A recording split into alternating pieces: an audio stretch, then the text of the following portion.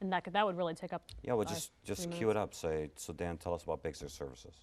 Where to come from, what's it act, how's it behave, what does it accomplish? And then I'll answer all those questions. You can say, okay, what about the exchange program? Where'd that come from? Cool. What's the value of that? And then ready for life. Sure. Okay? Okay. How's that sound? Cool. She's going to start by introducing all three. Okay, yeah, as long as you introduce So all just- three, and then you say, tell us about the first one. Yeah. Blah, blah, blah. So Yeah. just keep us at wide angle for a while, okay? Unless I'm talking long, which never happens. Never, I don't ever think it's happens. But today could be the day.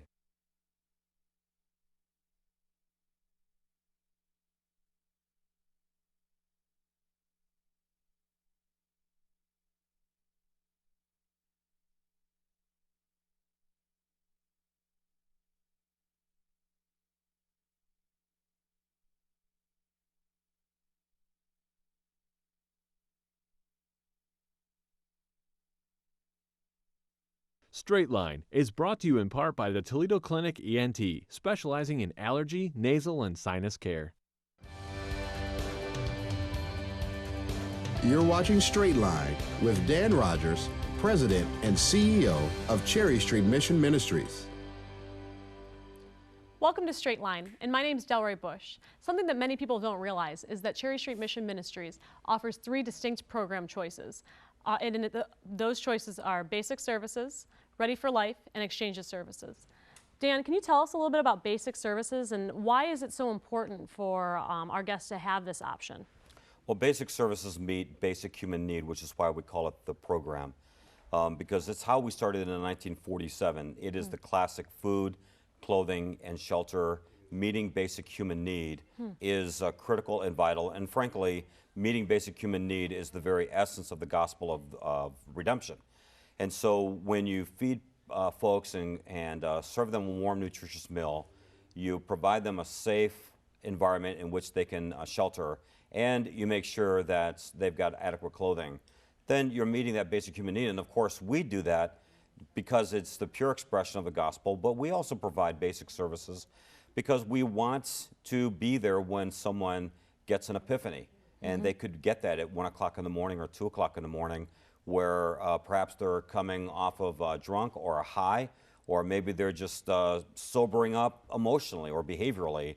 And we're right there having a discussion with them about perhaps coming into one of our other programs, because basic service is exactly that as well. It's basic.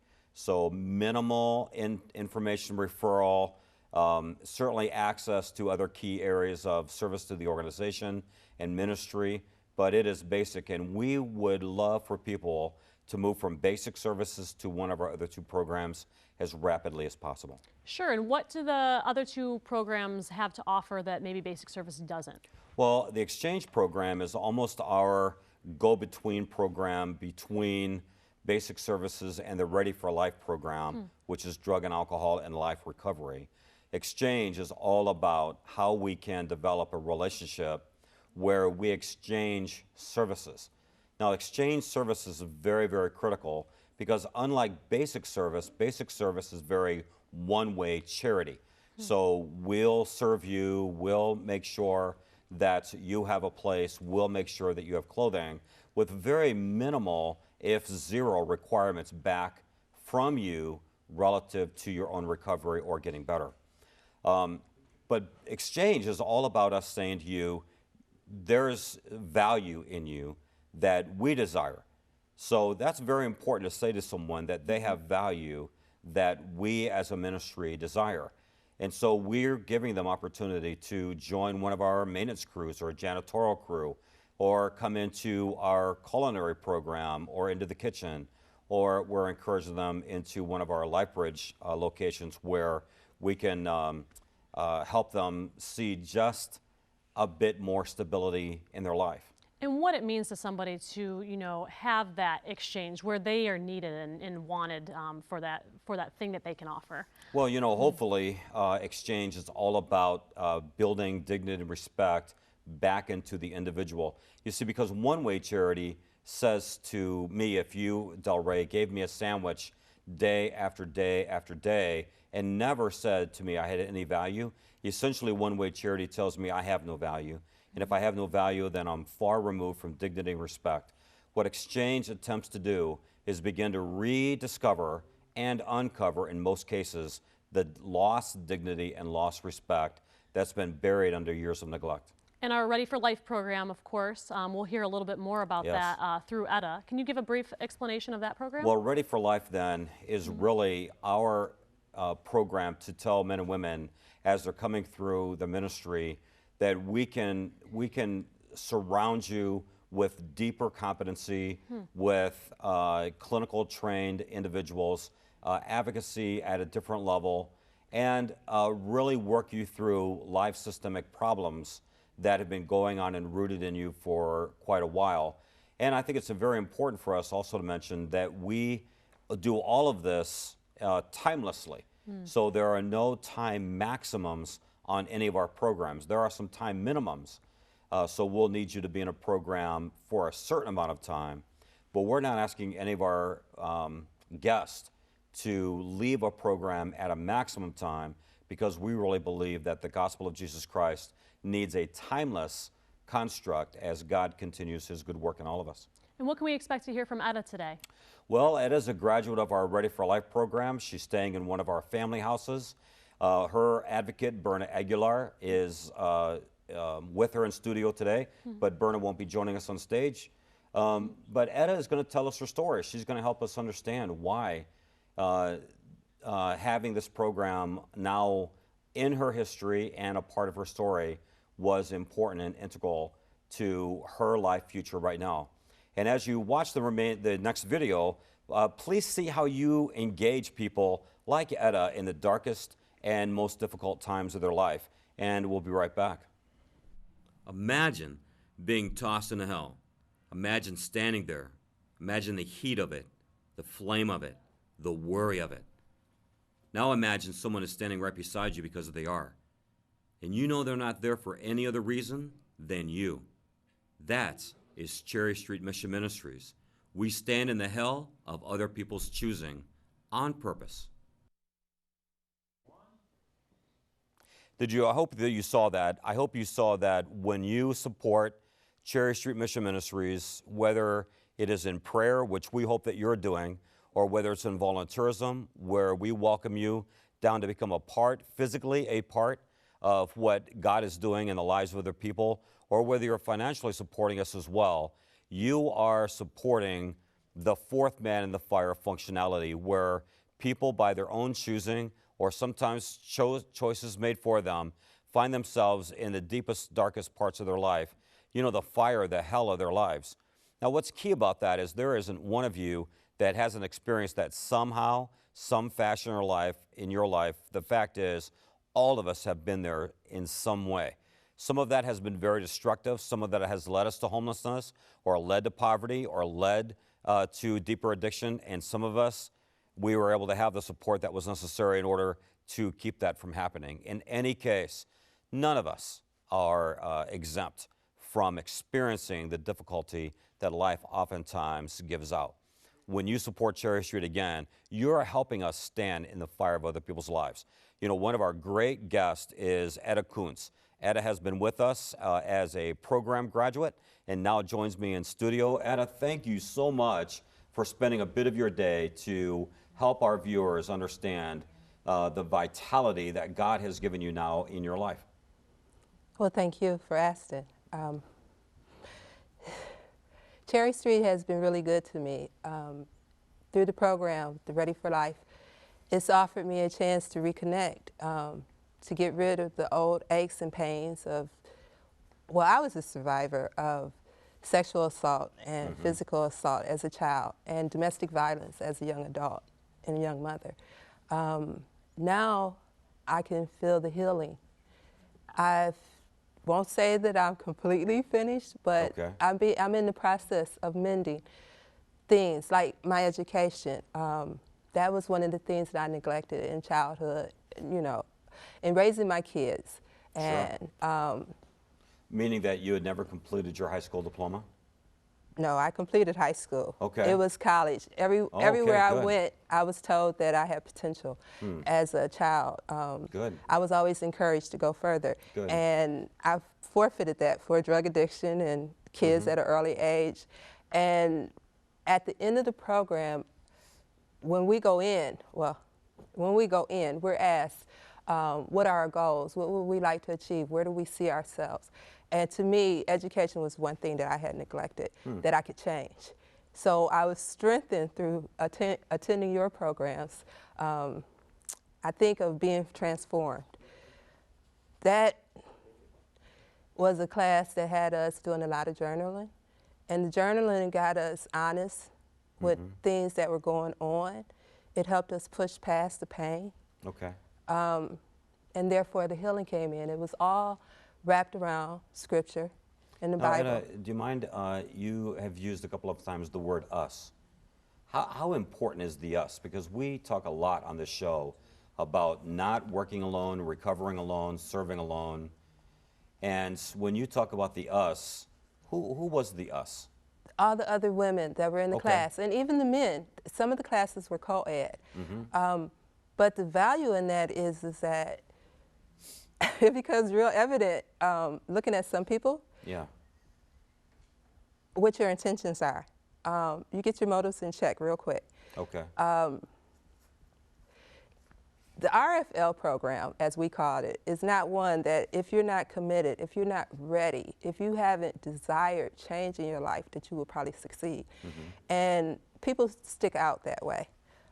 So as a group together, we lean on each other. We cry, we laugh, we study, we journal, we troubleshoot as far as questions and stuff go.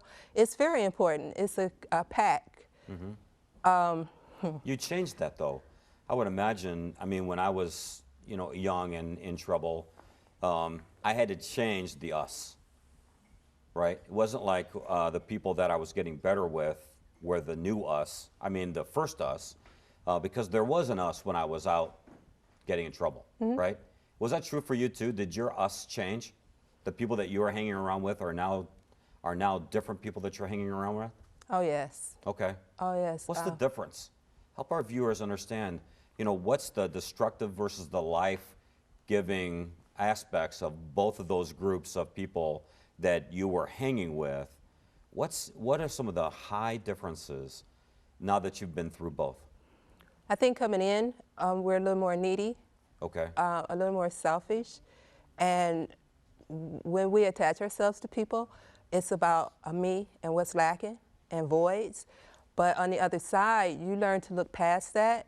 You learn to identify when you've given it your best opportunity, and you reach out to others in their need, and you try and assist, be of assistance. So Cherry Street and the Sparrow's Nest surrounded us by a great Christian community that poured into us, fed into us, which showed us how to extend that to others as we cross in our days, Yeah, I do know. Okay. Yeah, how can any of us get better without it, right? Right. Can I take you back a bit more in your story?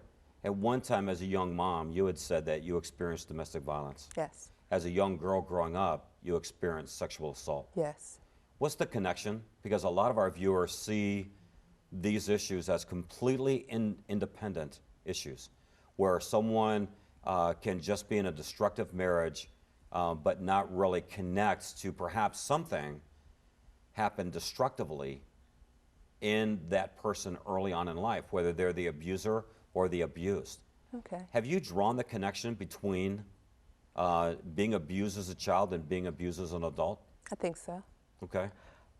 As a child, you feel that you're responsible, that somehow the bad things that happen to you are your fault.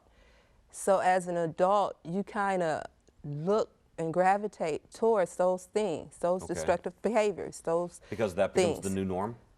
Well, it's your norm.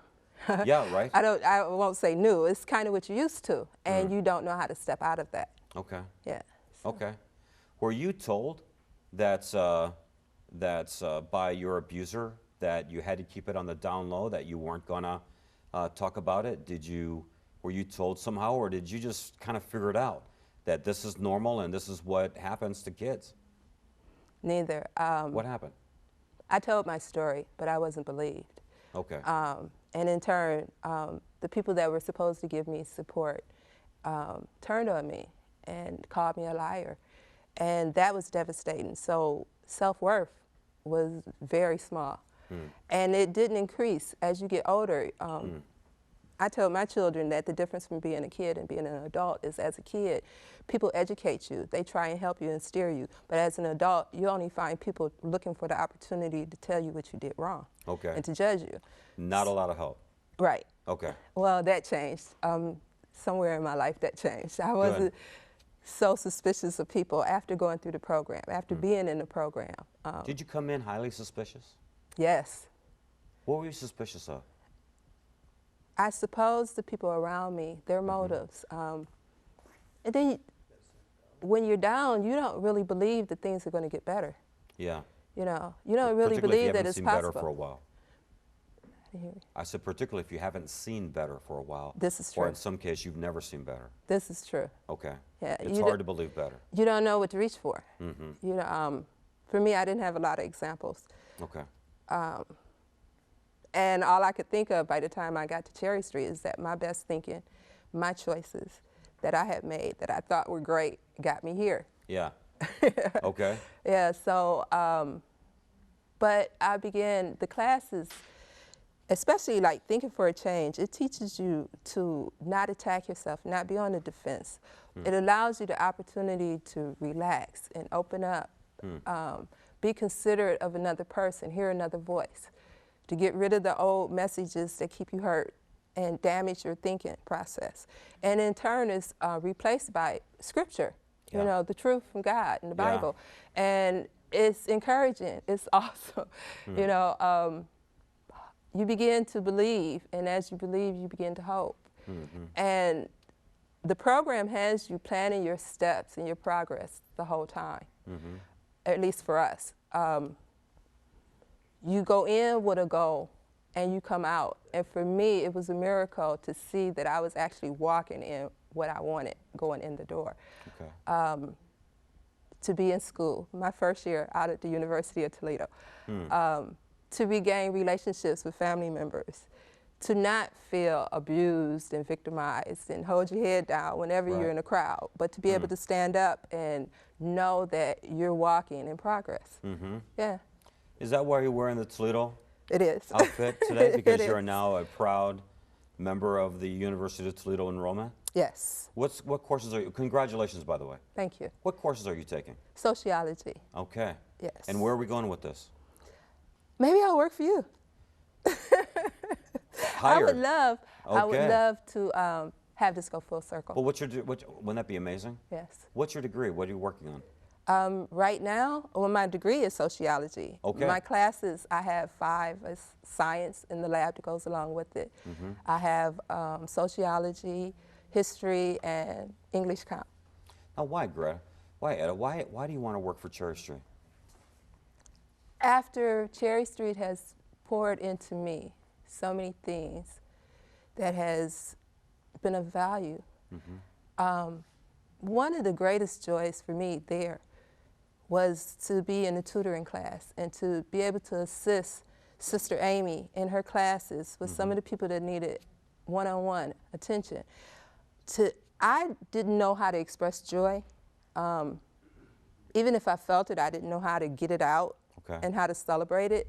And I learned through these ladies that needed one-on-one how to help express, well, how to express achievements. It's kind of difficult. I remember when you go in, you think you lost everything. So a light bulb goes on when you realize that you haven't, that you can still add and subtract because you're so beaten down, you just figure everything is on a downward slope. Right. But when you begin to realize that you're in the groove, you know, that you can actually do it. Some of those ladies celebrated in such grace, in such grand genders, you know, they were just, and it taught me. It taught me to not be so closed in, not Right. bottle up so much, you know. I learned through them. It's a two-way street. Right. So I would love for someone to touch someone that way, the way I was touched. You know, not so much for consideration as to me, but to see that I could touch somebody and make a difference the way that the people who came into Cherry Street did for me. Yeah, you're amazing. You know, the way that God is working in your life, and the way, more importantly, Etta, you are allowing God to work in your life. You know, you're now staying in one of our family units, right? Yes, And I hear you're living by yourself. I am. Now, can I ask you a question? How weird is that? Because I can't imagine there's been many days in Etta's life that you have lived exclusively by yourself. I've never lived alone. And now here you are in your own apartment, living by yourself. How are you? I'm great. How's that going? It's a good thing. I've learned a lot. I was very fearful of that. I'll bet you were. I was very fearful of. Help our viewers, Etta, imagine why. Why were you fearful of that? Well, you hear so much about the violence that's out and the downturn of things today. For a woman alone, I don't think I had a very hardcore mentality. Just to be on my own, no safety net as far as people in my life, you know, that I could count on, people close. Those were things that were constant, even though some of the relationships were destructive, they existed. Yeah. Now in my new walk, I don't have those things in place right now, so it was very fearful. Can I ask you, because I don't want to put this fear in you if it wasn't there, I'm cool, right? But so many people that I've worked with over the years, when they begin to live independently, away from people, and now physically independent, they're also fearful of returning to the life. Was that ever a part of you and living alone? Well, I think I had my moments where I entertained that it could be easier to sit back in bad habits. But in truth, what I learned from the programs and from Scripture strengthened me. I knew that I could turn to prayer and I could turn to God, and I didn't have to carry those negative things if I didn't want to. It was a choice at that point. So I could take all my ill feelings and I could pray about them and at least get up in the morning and put my feet down in a positive direction. That's great. Yeah. And how's your relationship with God today? Fabulous. I couldn't do anything without him. Right. Yeah. You know what I love about that, Etta? There was a day where you wouldn't have been able to smile that big and say that. Or even, yes. Or even imagine it, right? Or imagine it, yes. And here you are. What's the future for you? Or what's God talking to you about? I think it's the next generation. Okay. Well, talk about that. What is that? A lot of younger people are coming up without backing. And it's not, in my generation, it was like drugs. Okay. And it was like sex. But nowadays, for kids, the demands to succeed are so powerful. They need to know that there are support systems in place. Okay. Yeah. I think a lot of people are growing up today really anonymous. You know, they're like in crowds of rooms, but they believe they don't matter, and that they could be right standing next to somebody and still not know that anyone cares whether they live or die. Do you see that in your daily pursuit? Yes. Okay. Yes.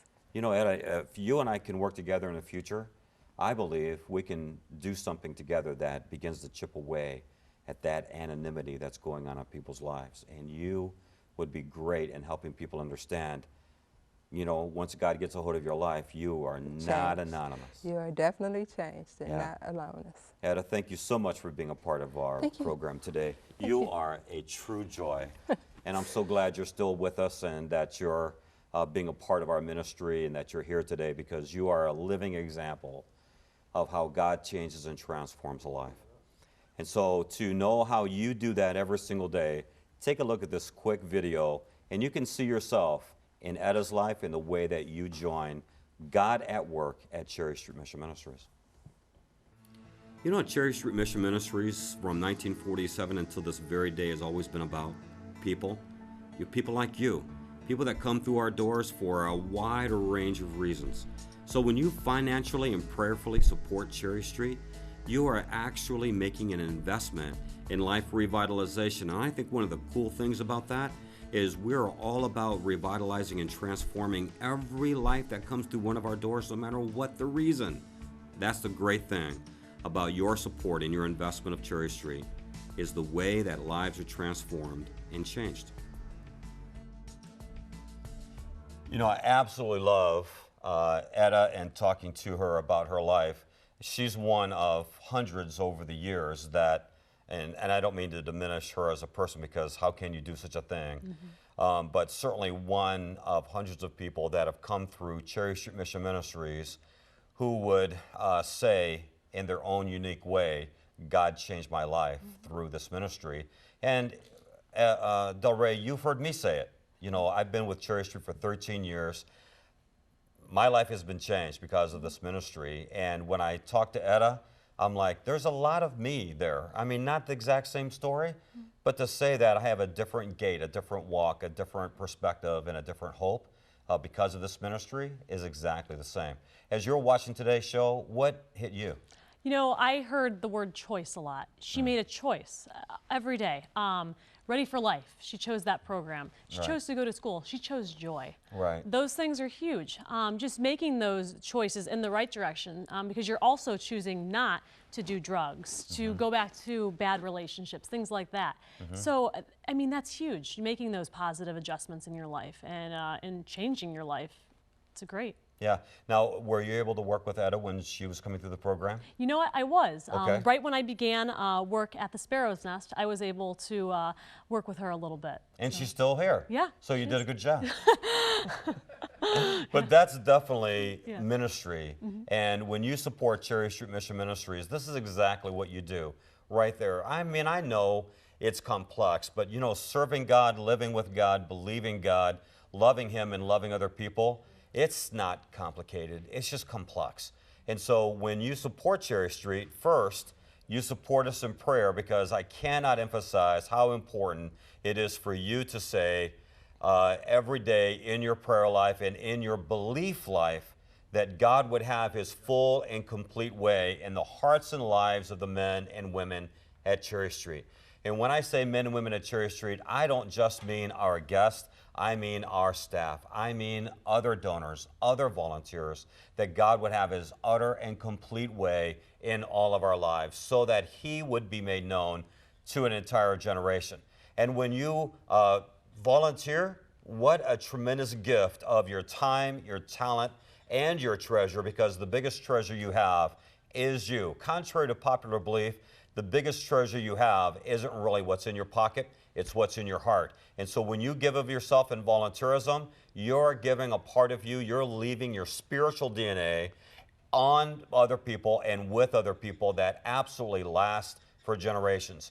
If we would have Etta come back up, and hopefully we'll have her in on another show, we could list a number of people that have touched and impacted her life, from staff to volunteers and beyond. And it takes all of us to do that dynamic work. So think about that, will you? Because when you financially support Cherry Street, even at some low number like $104, you are actually sponsoring 2 full days of work, service, and help. And that's not just basic services, that's everything: education, clinical care, and all connectivity to all manners of services that go into the life and heart of an individual. Del Rey, that's what you and I do every day, and that's what our donors do for us every day as well. And what a gift it is. You know, it really is. And you're a part of that gift, as is Etta, and as is everybody who join us on the streets of Cherry Street every single day. Thanks for watching, and we'll see you next time.